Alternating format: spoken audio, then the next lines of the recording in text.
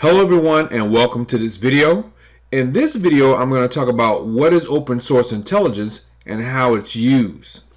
Now this is going to be a two-part video because in the first video I'm going to talk about open source intelligence in general, and then in the second video I'm going to talk about open source intelligence for private investigators. So you're going to want to definitely watch both videos, and I'll put a link to that video inside the text of this video.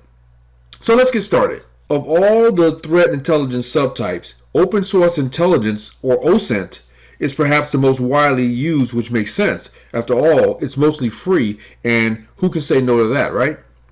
Unfortunately, much like the other major subtypes, which are human intelligence, signals intelligence, geospatial intelligence, just to name a few, open source intelligence is widely misunderstood and misused. In this video, I'm going to cover the fundamentals of open source intelligence, including how it's used and the tools and techniques that can be used to gather and analyze it. And again, in the second video, I'm going to talk about how you can use it as a private investigator.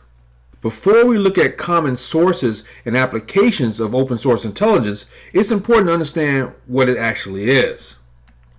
According to the U.S. public law, open source intelligence is produced from publicly available information.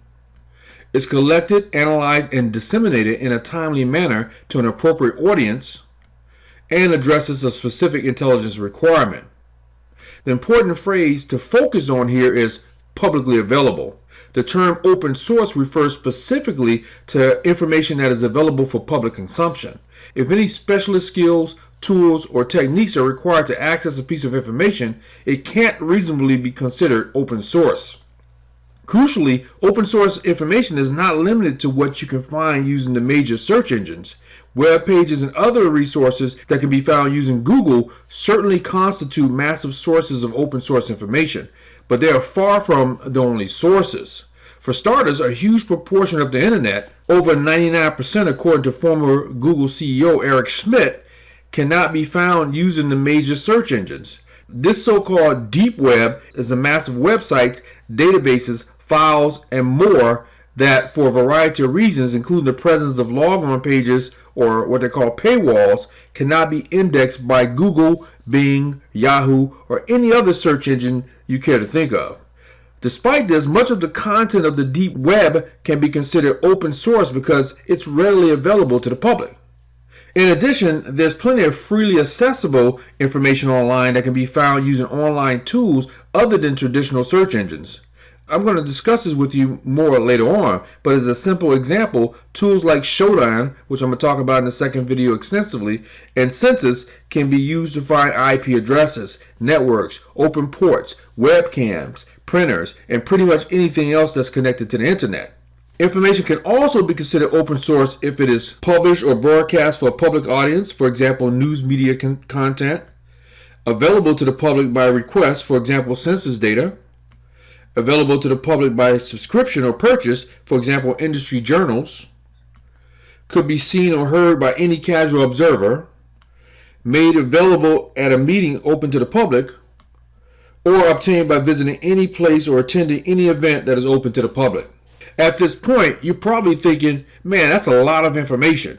And you're right. I'm talking about a truly unimaginable quantity of information that is growing at a far higher rate than anybody could ever hope to keep up with. Even if we narrow the field down to a single source of information, let's say Twitter, we're forced to cope with hundreds of millions of new data points every single day. This, as you probably gathered, is the inherent trade-off of open source intelligence.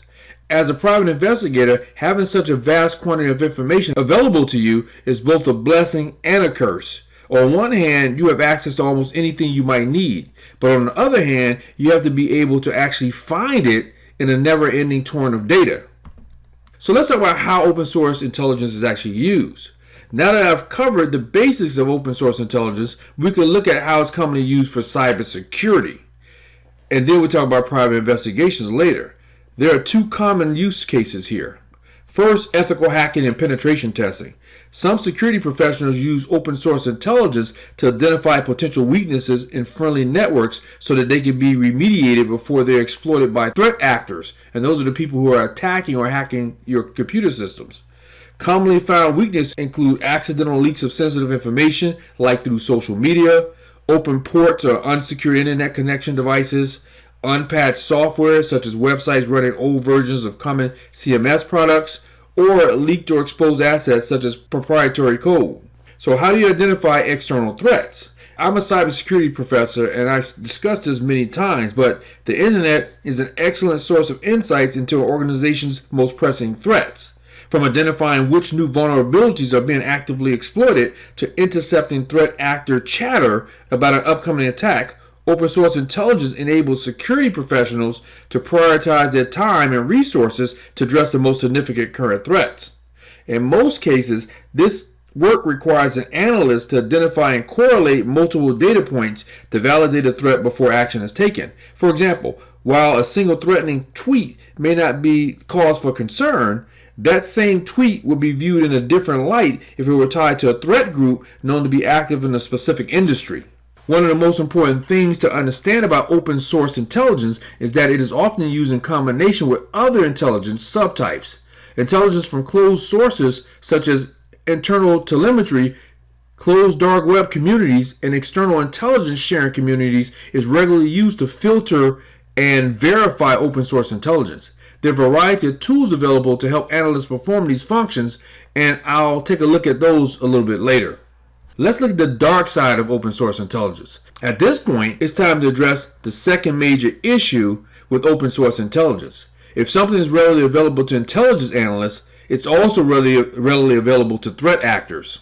Threat actors use open source intelligence and techniques to identify potential targets and exploit weaknesses in target networks. Once a vulnerability is identified, it is often an extremely quick and simple process to exploit it and achieve a variety of malicious objectives. This process is the main reason why so many small and medium-sized enterprises get hacked every year.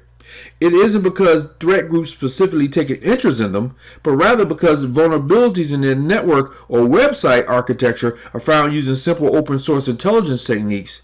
In short, they're easy targets. And open source intelligence doesn't only enable technical attacks on IT systems and networks. Threat actors also seek out information about individuals and organizations that can be used to inform sophisticated social engineering campaigns using phishing, which is email, vishing, which is phone or voicemail, or smishing, which is SMS messages. Often seemingly innocuous information shared through social networks and blogs can be used to develop highly convincing social engineering campaigns, which in turn are used to trick well-meaning users into compromising their organization's networks or assets. This is why using open source intelligence for security purposes is so important. It gives an organization an opportunity to find and fix weaknesses in their organization's network and remove sensitive information before a threat actor uses the same tools and techniques to exploit them. Now that we've covered the uses of open source intelligence, both good and bad, it's time to look at some of the techniques that can be used to gather and process open source information. First, you must have a clear strategy and framework in place for acquiring and using open source intelligence. It's not recommended to approach open source intelligence from the perspective of finding anything and everything that might be interesting or useful. As I've already discussed, the sheer volume of information available through open sources will simply overwhelm you. Instead, you must know exactly what you're trying to achieve. For example, to identify and remediate weaknesses in your network, and focus your energy specifically on accomplishing those goals. For example, to find specific information about a subject of one of your investigations, and then you focus your energy specifically on accomplishing those goals. Second, you must identify a set of tools and techniques for collecting and processing open source information. Once again, the volume of information available is much too great for manual processes to be even slightly effective. Broadly speaking, collection of open source intelligence falls into two categories: passive collection and active collection. Passive collection often involves the use of threat intelligence platforms or TIPs to combine a variety of threat feeds into a single, easily accessible location. While this is a major step up from manual intelligence harvesting, the risk of information overload is still significant. More advanced threat intelligence solutions like Recorded Future solved this problem by using artificial intelligence, machine learning, and natural language processing to automate the process of prioritizing and dismissing alerts based on an organization's specific needs. In a similar manner, organized threat groups often use botnets to collect valuable information using techniques like traffic sniffing and keylogging.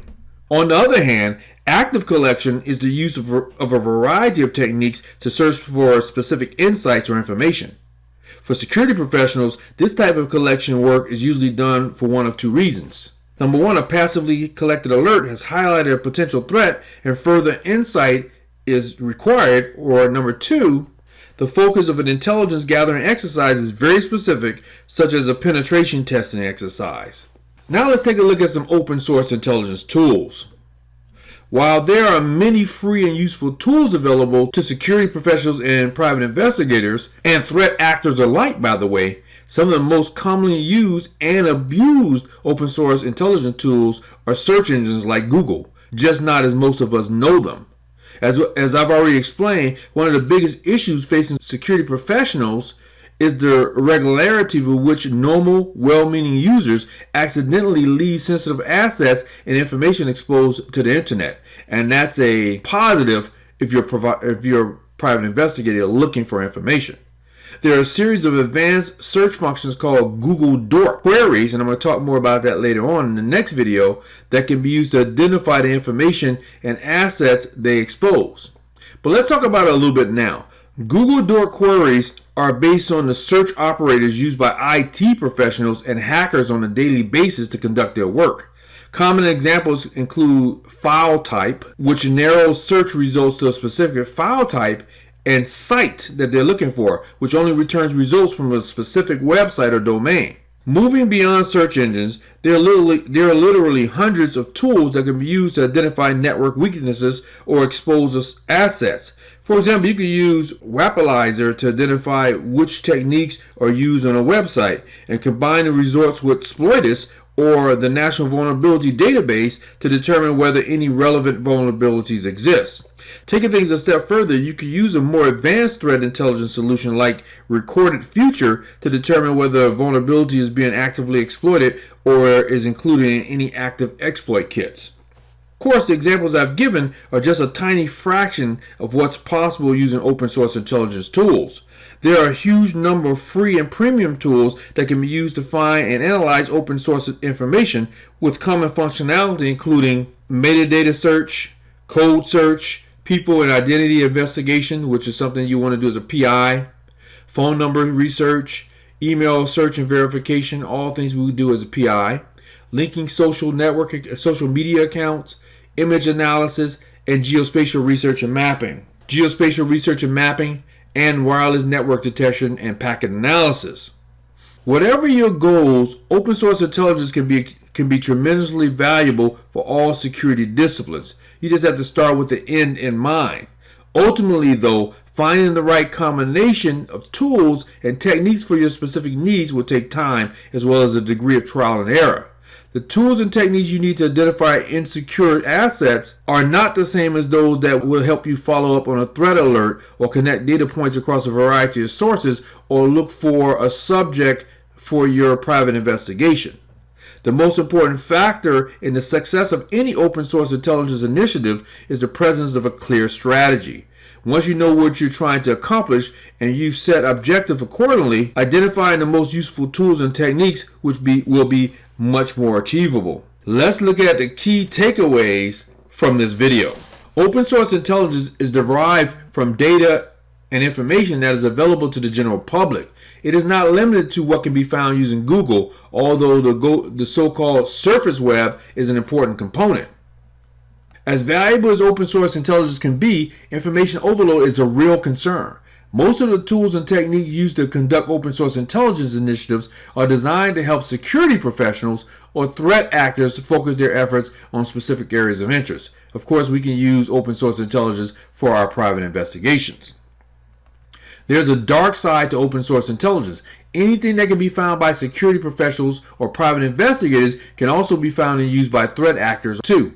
And having a clear strategy and framework in place for open source intelligence gathering is essential. Simply looking for anything that can be interesting or useful will inevitably lead to burnout.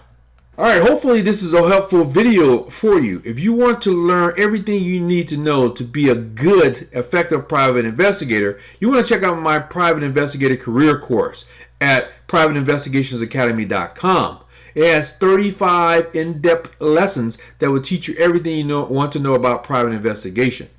Also, when you sign up for my course, you get a free vacation to one of 51 available locations, and I do offer a 3-payment plan for the course. For more information, again, go over to privateinvestigationsacademy.com.